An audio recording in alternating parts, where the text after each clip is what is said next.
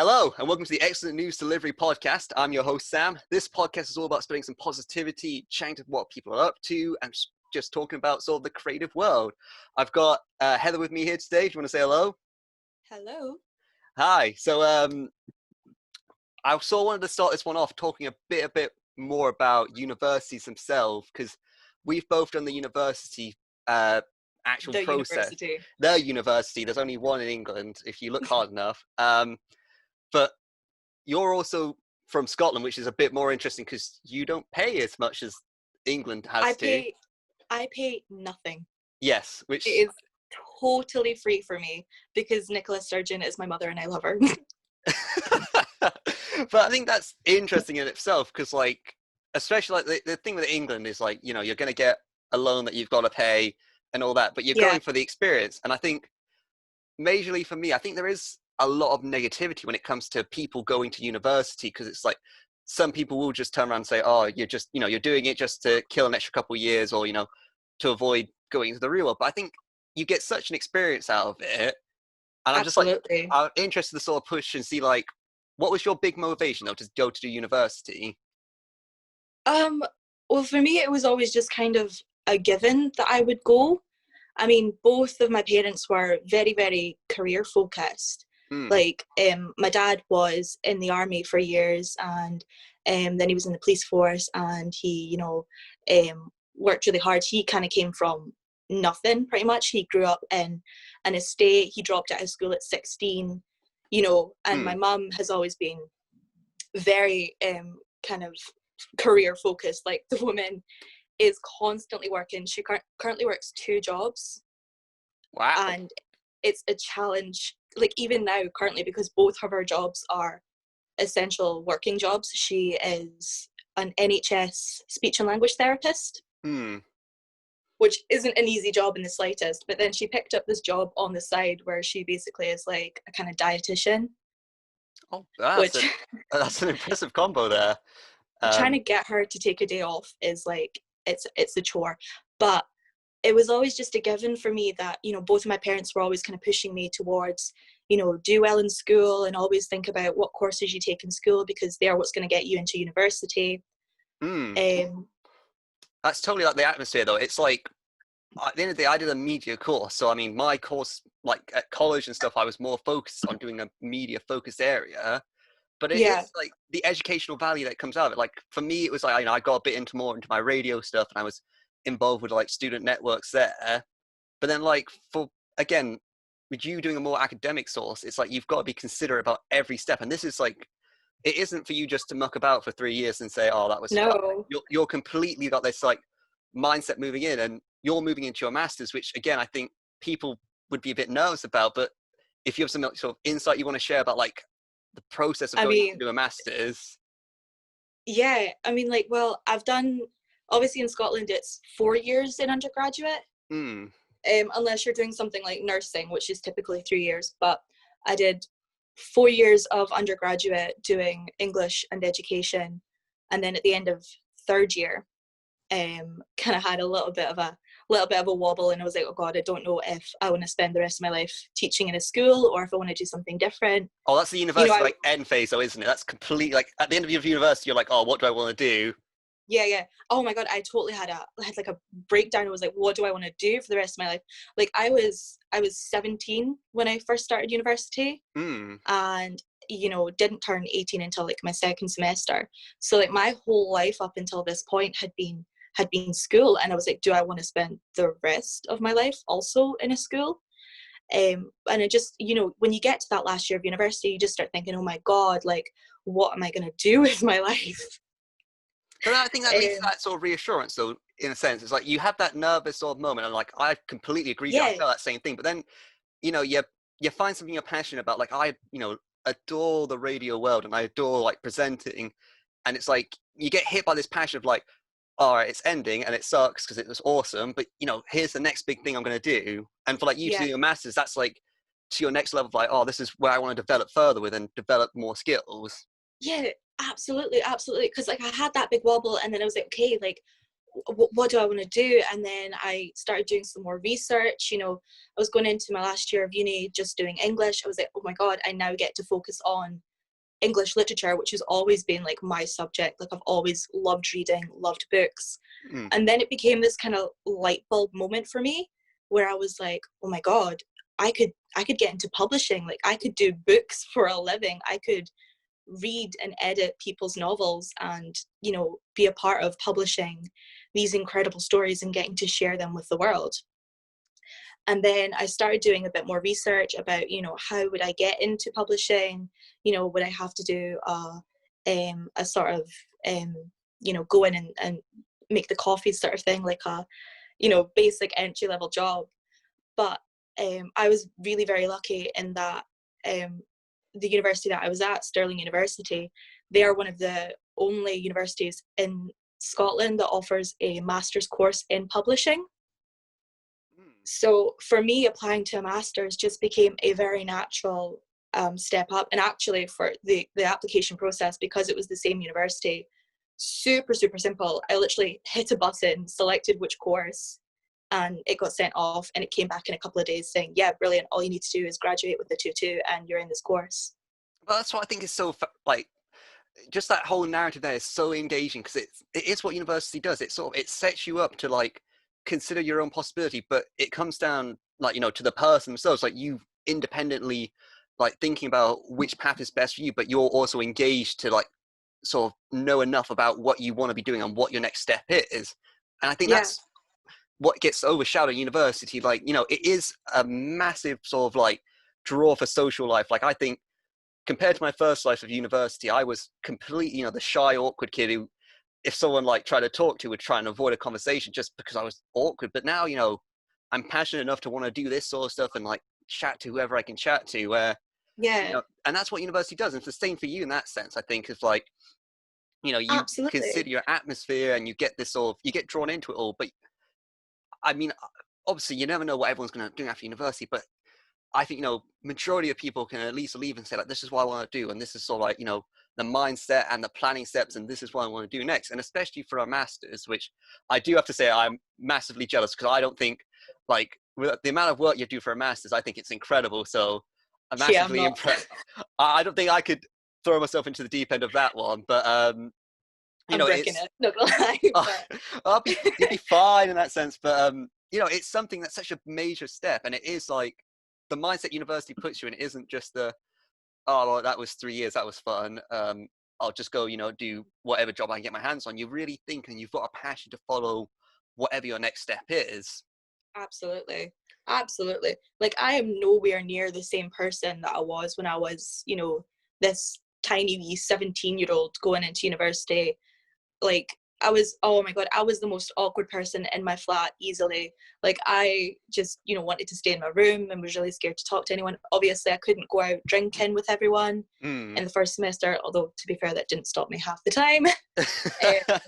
But I think it's the same for you as well, because I mean, like, I don't know, obviously I didn't know you back when you started university. I met you last summer, obviously that summer camp where we met Sahithya as well.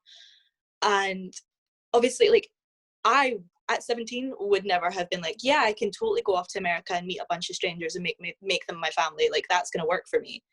But well, that's totally the idea. Like, I think you're just ringing so much. When you say first semester, I think I was exactly the same. Like, you know, you'd literally get into this apartment. Like, you're sharing with strangers, in all fairness. But you, like, you know, it was like, I was almost, I think it was a blessing for me that, you know, the doors, you had locks on every door, because, you know, as soon as you get in, it's like, lock yourself away in your room, you know, that's safe, that's your chill out space. But then you get more confidence. I mean, talking about America, obviously we did it for the Camp America scheme. And I don't, like, it was because my university advertised it that I even signed up to it. So to be frank, I wouldn't have had that amazing experience if I didn't do that. And that's what sort of university throws at you. It's not everything's going to be for you, but there's things that everyone will be interested in.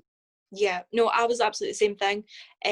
There's a big space in Stirling Uni called the Atrium. It's basically just this kind of big empty hall. Most universities have the same sort of thing, and they'll have, like, you know, job fairs, or, you know, clubs and society fairs and stuff like that, where you can come in and take a look. And that was how I found Camp America. There was a big stall set up with all these, you know, American flags. Oh, and yeah. This summer, and, you know, make lifelong friends and all of this. And I was like, okay, you know what, I'm gonna go for it.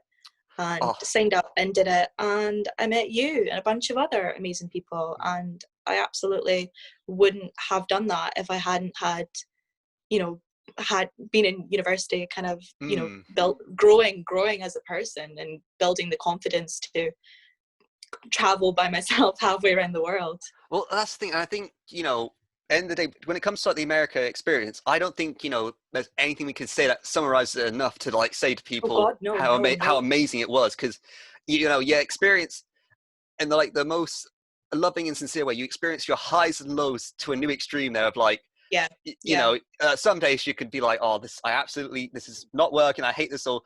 But, something just clicks with you, or like, some kid does some nice act towards you and says like, oh, they'll leave you like a note and say yeah, like how lovely you were, and it then, every little annoying stress thing you have suddenly feels worth it because you've made someone's life a little better. You've helped this kid, and you don't know where that's yeah. going to affect further down the Absolutely. line.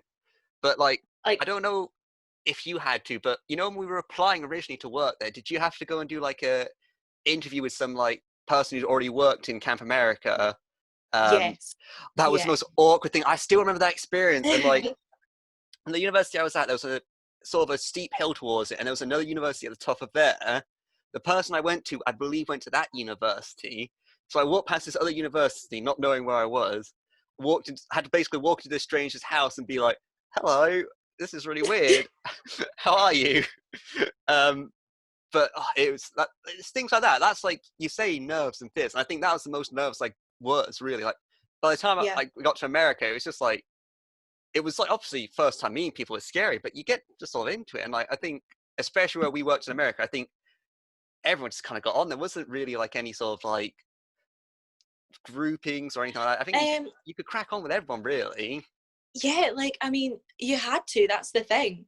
Like, Mm, you kind of learn that if you want to be professional, and to a certain extent in Camp America, although it is a lot of fun, you do have to be professional, especially in front of the kids. They'll teach you little things like little code words and stuff, so you don't say certain things in front of the kids, not to scare them or anything like that. mm, So that's the kind of thing that it teaches you, is that you have to kind of be able to get along with anyone and be ready to throw yourself into an activity or into friendships with kind of no, like, I was one of the last people to show up at camp. I came in late at night and everyone was just kind of like, oh, hi, how are you? And I ended up meeting one of my best friends, but when I met her, she was also fresh off a plane, and she was just like, this was our friend Nala, or Vicky, who was lactose intolerant, and he'd eat some cheese on the plane, and she was like totally miserable. And the first day I was like, oh God, I don't think I'm going to get on with anyone. Like, everyone seems really kind of like, quiet. And then it was like the next morning, it was totally different, and everyone was just like, right, let's make the best of it, let's be friends. mm. And you kind of have to be ready.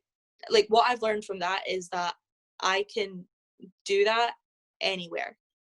Yeah, well, it really comes to that sort of like, and this is the same thing with university. Like, there's an opportunity and there's a door there for you to go through, but you've got to take it. And it's like, Yeah, yeah, university won't hand you the amazing experience if you're sitting there and thinking, well, if they're not doing it for me, then I can't do this. You've got to be out there and being like ready to throw absolutely. yourself in. And like that You was, absolutely, yeah, you have to have that mentality mm, of, I will make the best of things no matter where I am or what I'm doing.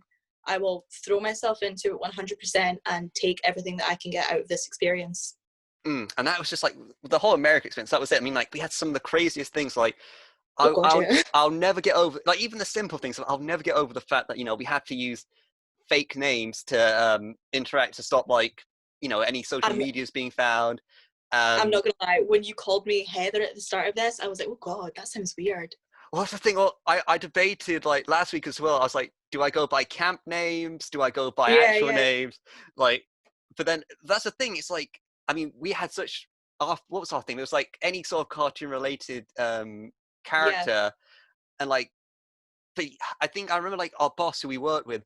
I remember thinking like she'll want to be called a real name. Like she's not going to want to hear us calling that name. And then she's like the first one to be saying like going by her, yeah, her nickname, and it's like everyone's going by those nicknames. But it's like you've got to throw yourself in. Like I remember we used to have like these massive campfire things at the end of the week, and like the kids yeah, would do these shows. I still remember first week, like getting called off onto the stage, and they're like, "Oh, we're gonna do this magic trick thing," and they got me lying down. This is the first week, so you're none the wiser. You're like, "Oh, this is cool. They want me on stage. So they must really like me." And then you just get covered in water. Yeah. I just remember thinking like, so funny. But it's like, it's that sort of experience. Like, I think I think hesitation with university comes from like, are people willing to go out and put themselves out there and do something crazy? Like, join a random society. It might not be for you, but you have the experience. And it's like the same like in America, university, you meet people, and it's the people you meet that really define your experience purely by just how you interact with them. Yeah, absolutely. No, like, it's just, there's a whole world out there of absolutely crazy experiences. And if you keep that mentality of being the first year that's scared to be stuck, that's in their room and doesn't want to leave and is scared to go outside, you're never going to see any of it. Like, you absolutely have to take the plunge, 100%. But anyway, before we get too nostalgic about America, because I'm going to be honest, there is part of me that just wants to sign up next year just because I miss it so much. Oh God, same. We'll move on to our sort of news segment. So this is kind of like a weekly thing where I look at some of the positive stories going on in the world and just sort of share them. And our first one kind of is a nice one in itself. Is there's a senior home in Brazil which it's created its hug tunnel, which means people can come and visit and hug like their family. Oh. So I mean, obviously from the pictures themselves, it is just like a massive sort of plastic like tube essentially that people can walk out this care home and people can come and hug them. And I think that's the thing, like it's human contact, which is lovely.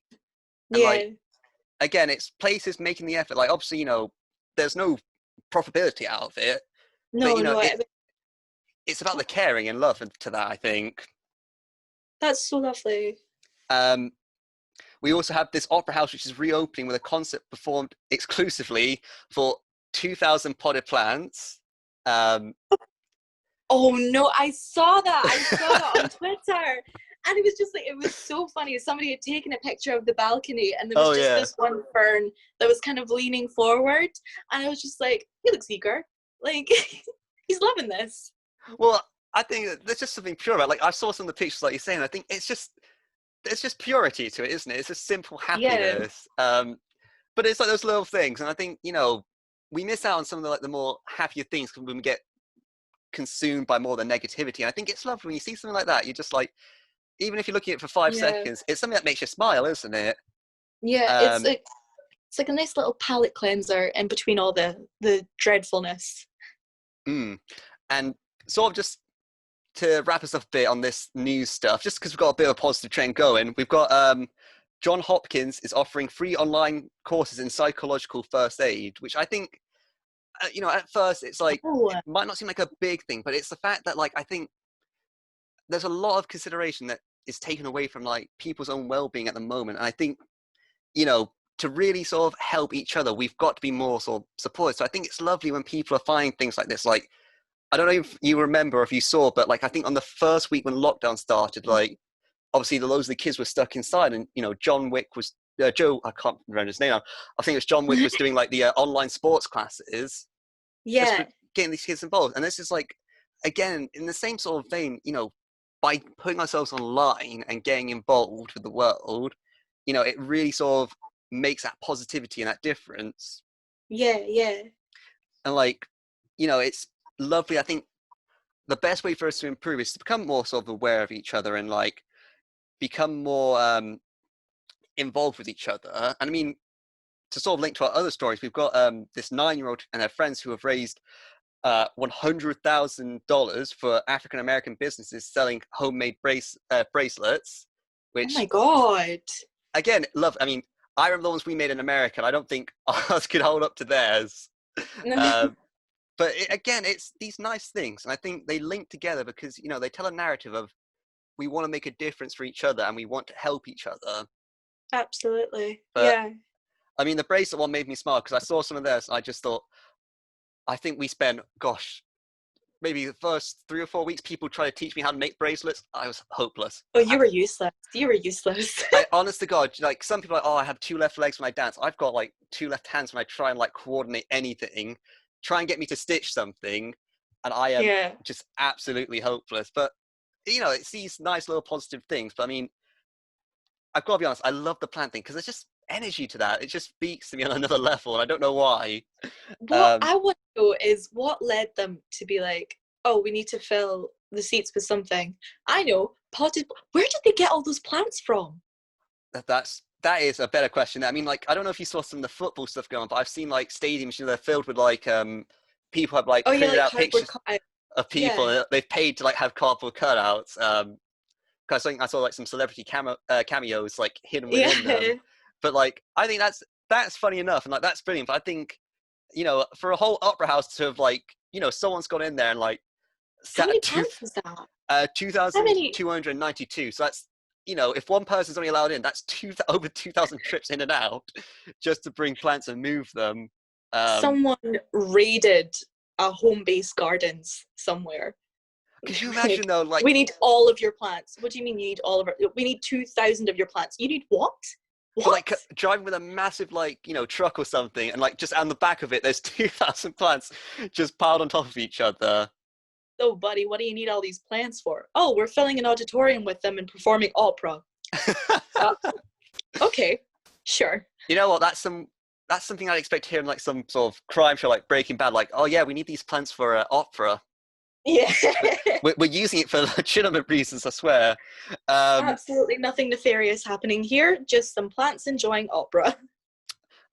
You know what? It'd be better if it was rock opera. That would be something. I was just seeing some electric guitars just playing out to a bunch of plants. They're just like waving in the wind, like. Oh, you know, like with those their head banging, like. You know, like those. You see them in car places all the time in America, like the long stretched Wacky Baby Inflatable Arm Man. Could you imagine that though? Like a bunch of those in like something like that. That would be a new level of energy right there. It's beyond bizarre. Oh, well, this is what I like though. It's stories that make you laugh, and I think there is some lovely stuff, like the people doing stuff to help raise money, even children. The tunnels themselves, you know, it's suggesting that, you know, we can do something to make a difference. Yeah. And then you see the purity of just, you know, a simple 2,000 plants in an opera house, and it can just, it's something that makes you smile. Exactly, yeah. And I think that's just because how pure it is and how simplistic, it's just something lovely. Absolutely. But anyway, unless you've got any news you want to share, or anything exciting that you found. Oof. Do you know what? It really is, in terms of positive news, it does feel difficult to. Oh yeah, of course. To enjoy things. So I'm trying to think now, like positive news I have to share. Nothing's really coming to mind. No, I get. And that is why podcasts like this are so kind of important at the moment, like to focus on the good wherever you can find it. I mean, I can say nerdy stuff to you, like Umbrella Academy's coming out this year, but that's like. Oh my God, no! Listen, I listened to that episode with Sahithia, and when I heard you say that, I like slapped the table.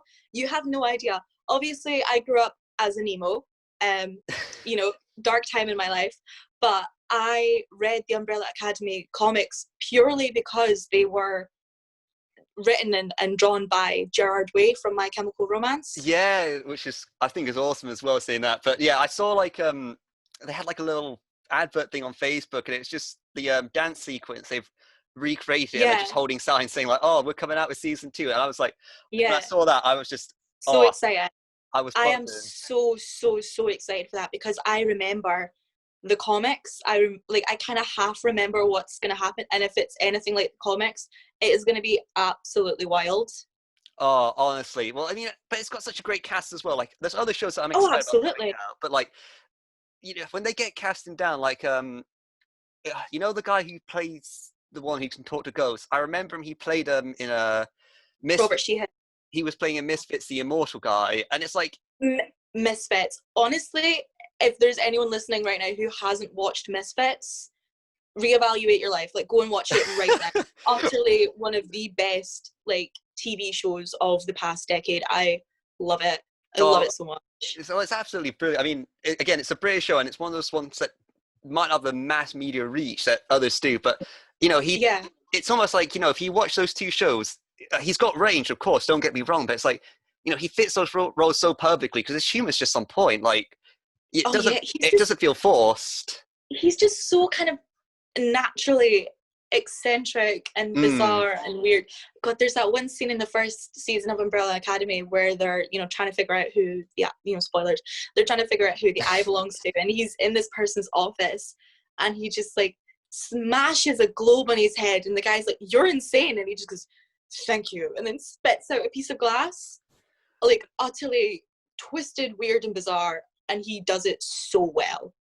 For someone if someone hasn't seen the show, I think that's a really fun way to sell it to them. Yeah, but Robert smashing his face into a globe. It's excellent. But the thing is, it doesn't feel like, almost like a slapstick comedy. It feels real because the actor is so like, oh yeah. He fits so well. It doesn't feel like, oh, he's been told to do this and it's like cringy because he's trying to be edgy. It's like, no, it's very believable. But no, honestly, you fully believe that he is completely insane. Oh yes, 100%. But I'm so excited about season 2. So excited. Same. But honestly, yeah, I think that's like the big thing I'm excited about that's coming out this next month. I'm going to be forgetting something. I'll see something on like coming up on Netflix. I'll be like, that's coming out as well. But that one I've been waiting for ages. And honestly, I debated reading the comics. Like you saying you read them, I was so tempted to go out and buy some because I hated waiting. Well, I mean, I read them when I was like 14 maybe.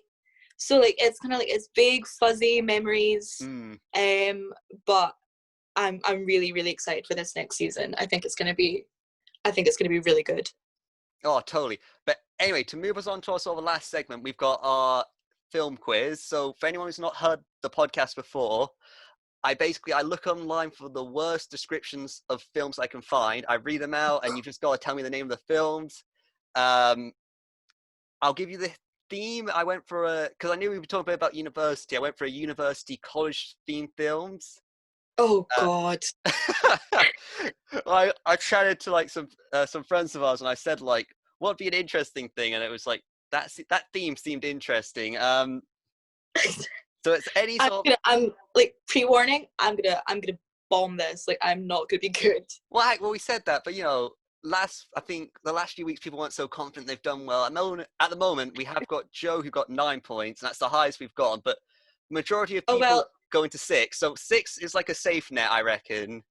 Don't try and engage my competitive side because now I have to destroy Joe. Well, if you get a perfect 10, you can take the title, and that's a title that only people can tie with you. They can't take it away from you. Brilliant. Okay. Anyway, we'll crack on and see how this goes. So yeah, all of these films involve schools in some level, colleges, universities, that sort of same level. Two monsters go to university in order to graduate as the scariest monsters on the planet. While they are arch rivals, gradually they become best friends. Monsters University. It is Monsters University. I saw that it's such a weird prequel film, but I love it. It's such like a bizarre thing for like, oh, we're gonna make another Monsters Inc. Let's make them absolutely back to school. Yeah. But yeah, right. Our next one: an orphan boy enrolls in the School of Wizardry, where he learns. Harry Potter. Can you tell me the name of the first film fully? And the Philosopher's Stone. Is it not the Sorcerer's Stone or the Philosopher's? Is that the one?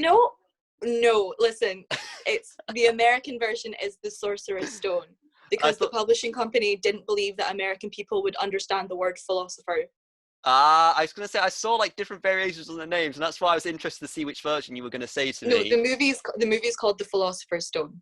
Very cool, very cool. But anyway, you're on a roll right now. 2 points straight off the bat. You've got if you want to take the title, it's just another 8 to go. Right. Schoolgirl and orphan schemes to save her boarding school and home from being closed and sold by its owner, the severed Lord Covington, whose benevolent wife has recently passed away. What?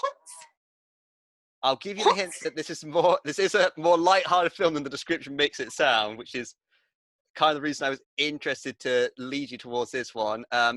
It's a classic kids film. It does center the little schoolgirl as their main sort of protagonist. My mind is blank. I feel like I'll probably know it. I'll give you the hint. It's set in France. If that doesn't click anything, I don't think you'll know it. No. It's Madeline.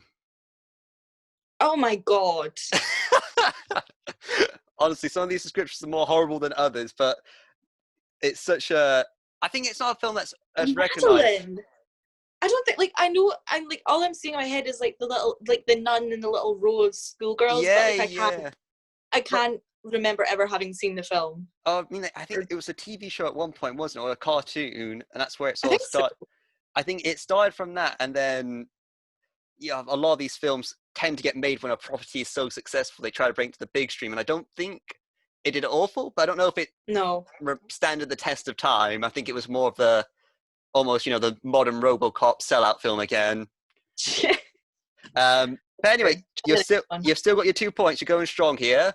A high school student fakes sickness to stay at home and spend the rest of the day with his best friend and girlfriend.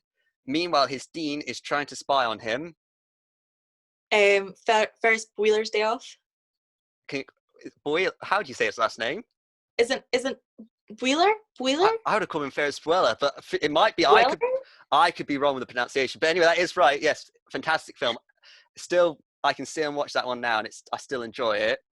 Yeah. But anyway, that's 3 points. The references are timeless. Oh, completely. Anyway, you're still on a roll here. You can still tie with Joe and take over majority of people. Right, okay. Right, you have to excuse the pronunciation of these names. If I say these names poorly, I apologize. Smitty and Jenko, 2 undercover cops, are sent on a mission to a college to investigate the use of a recreational drug known as YHYPHY. Their bond is tested when Smith befriends a girl, Maya. Is that 21 Jump Street? Well, I don't know if it's be horrible. It's 22 Jump Street, but it's the same plot. So, So you went for the sequel? I mean, yeah, they both like kind of feature schools in different ways, but I'll be nice. 22 Jump Street was about a university, and 21 Jump Street was a high school. Yeah, but don't they call universities colleges in America? Oh, did you say college? Oh, my bad. Okay, right. I'll give it to you. Know what though, because they are very not rinse and repeat films by any means, but they are basically the same sort of outline. Yeah. I'll give you that. It's just sort of like, I think that was a bit more cruel. I didn't even think about I picked the sequel and I didn't even think, the first film is basically the same, just a number difference. Makes more sense. Anyway, going on with our American trend, 2 high school boys want to enjoy their lives to the fullest before they go to different colleges. Unfortunately, their mishaps, I'm going to call it mishaps because I'm not going to say that word, mishaps lands them in troubles. I'll give you the hint that this does have one of the same actors from 22 Jump Street stars in this film as well.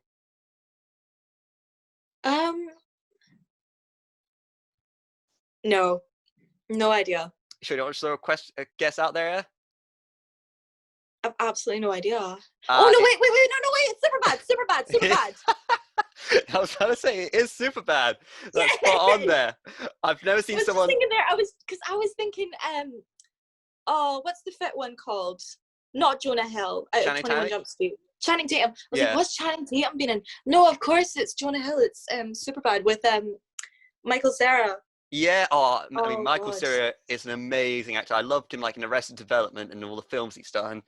That film makes me cringe so much. But it's like, you've got to love like the intro sequence, when they're dancing, like I was, there's stuff online saying like, the director got them dancing for like an hour each just so on the DVD menu, it just seems like it's seamless continuing dancing. But it's like, you've got to think, they essentially gave a day of filming just to making these 2 guys just dance. Yeah. And then brought them in to dance for some sequences as well. So it's like at least a 3-hour session, 2 hours each of them dancing. But it is that sort of American, a bit more now cringy film of like comedy. But it's so cringy. Michael Cera, I can love him in everything. Like, any film he does, I don't think he can do it poorly by any means. But it's always the same character. It's always just him being like awkward teenage boy. Well, that's why Juno's so lovely though, isn't it? Oh yeah. Oh God, Juno. Oh. Juno, my mother, this is totally a tangent, but my mother sat me down in front of that film when I was like maybe 11 or 12. And she obviously made me watch it as like a, don't get pregnant kind of thing. But she covered my eyes during the first scene when they're actually like getting it on. So like, I had no idea how she got pregnant. it was just left with like this woman being teenage girl being pregnant for the rest of the film, and I was like, I have no idea how we got here. Why are we watching this? It was Tic Tacs. I can't remember what Tic Tac. I want to say he's like eating orange Tic Tacs, so that's totally. Well, that's it. Orange Don't eat orange Tic Tacs, kids. You'll get pregnant. But anyway, you're going solid here. You've only lost 1 point so far, so you're pulling this back. Okay. You can still do that. Moving on to our next one. A popular high school athlete and an academically gifted girl get roles in the school musical. High School Musical! I knew I didn't need to read the end of that one. Absolutely timeless classic. I would watch it every day if I could. Well, I thought, I did think some of these questions were a bit horrible, like especially like stuff like Madeline. I felt a bit bad, so I thought we'll sprinkle on a bit of High School Musical because that's just like a nice freebie. Because that's ones that people actually know, as opposed to, hey, have you ever watched Madeline? No. You don't know. People could have watched Madeline. It's going to be someone's favourite film. Still got on Blu-ray now. Is this you trying to tell me that Madeline is your favourite film? Oh, dude, Back to the Future all the way for me. I am diehard Back to the Future. Huey Lewis and the News forever. Oh yeah, true. Anyway, our next one is a bit more vague, so I'll throw you a little hint after this one because this is a short one. Okay. This show follows 4 friends and their antics during their final years of school. I will say this is a TV series. A UK TV series, and it sort of follows more 4 awkward teens. The In-Betweeners. Yeah, I thought I could get you there, to be fair. No, of course, because we watched the In-Betweeners movie at camp, and we made the Americans watch it, and they were scandalized. Oh, of course, I've completely forgot. That was like the first thing we all got, like, one of the first nights we all got them to sit down and watch something with us. Yeah, and they're like, oh yeah, this is like typical, like, British lads go on holiday after just leaving school and it's dead funny. And they were like, this is horrendous. This is disgusting. We're like, this is hilarious. Well, I think like the TV show itself, it's like when you watch it, it's more cringing moments that I think you feel than like horrendous. I think it's just because they're so out there and they're so awkward. Like even like I'm sure the actors, I've seen some of their interviews and they've said like it was more, just what they had to do was more awkward. It's like and like one of them has to hit on the old ice cream lady, like he was talking about that and being like but I think in terms of the UK stuff, it hit some points of like how awkward it is to fit in for teenagers at that time. Oh god, yeah. You're just so desperate to be like cool and for your peers to respect you, and it's like they never do, like especially not when you act like they do. But that's one thing. It's not like the happy Hollywood ending. They're suddenly cool by the end of school. It's like no, they're awkward at the beginning. They're awkward at the end, but they're mates. It's like that's the positivity there. It's like they're not changing to try and match everyone. They're just awkward, enjoying their lives. Yeah, it's like well, at least they've got each other. Yeah. Anyway, so this is your chance to tie up and take the title here with Joe. I can say unhappily you're both same scores. You've taken over everyone else, so you're safe second place. So this is if you take first place here. Okay. This one is a bit more of a harsh one, so it's a 50-50, I'll say. Mike is unhappy with the way his life has turned out and wishes he could be 17 again to change it. One day he wakes up to find that his wish has been granted. 17 again. It is 17 again. With Zac Efron, yes. Oh my gosh. Well, that's why I thought, I saw High School Musical, and weirdly, that's what my brain jumped to. I was like, oh, he's in High School Musical. And I was like, oh, didn't he do 17 again? Yeah.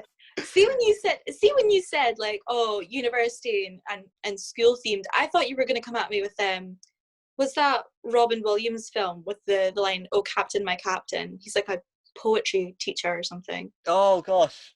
That one didn't even occur to me for some reason. That's what, because like being like a media student, I thought you would come at me with this sort of like artsy films, and no, instead you're like, oh yeah, Monsters University. Like, are you taking away the value of Monsters University? That teaches you. I mean, do you know what? No, I'm not, because you know what's good about Monsters University is, spoiler alert for anyone that hasn't seen it, but it doesn't necessarily work out for them, and they don't necessarily go about things the traditional way, but by the end of it, they still have a valuable educational experience and they still manage to get their dream job, not necessarily in the traditional way, which is what might happen for a lot of university students. You know, you might not get into the course you want, you might have to do a college course before you get into university, or you might have to change courses or whatever.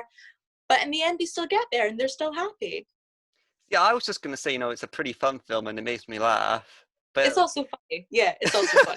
But no, I think that is, actually, you know what? In a weird, lovely way, I think that's a wonderful way to summarize universities. You've got to put that work and that dedication in, but it can turn out to so much more. And you can't expect everything to work out first time round. Yeah. But as you keep going and you're persistent, things will always sort of like positively work out and make an impact. But anyway, you have managed to, well, after you give that lovely speech about Mott's University, you have actually managed to tie for the top score of 9 points. Yes! Yes! So you're the second, you're the only 2 people managed to do this so far. No one has taken the perfect 10. I mean, maybe if you didn't have Madeline in there, you could have snuck in there, but you've taken the top score. So you've beaten majority of people. Madeline in my face. You show me 10 people who would know Madeline. Oh dear. I mean, I put in some horrible ones. I sneaked them in for everyone, but you've been, majority of people got 6, 1 got 7. So you've taken over the majority of people and taken the top spot. You know what? I'm happy with that. That'll do me. That'll do me. CV worthy. I'm just saying, you can put on, I won a podcast.